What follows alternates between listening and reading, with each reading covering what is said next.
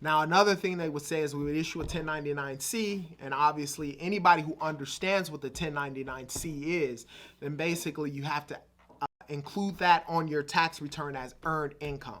Now, me personally, on my own personal thing, I always talk about Capital One. I had a Capital One credit card. It started out with $500 or $300 limit. I remember it took 3 years. I had a $300 limit. I always had it maxed out. And then I remember vividly, one day I was gonna actually pay it all the way off. I had the $300. I was like, you know what? I'm gonna pay this thing, pay the balance off. And I go to look online to pay it off, and that day they gave me a credit increase of $3,000, right? So, like most people who get into debt, I figure, oh, I'm gonna just pocket this $300. Now I have $2,700.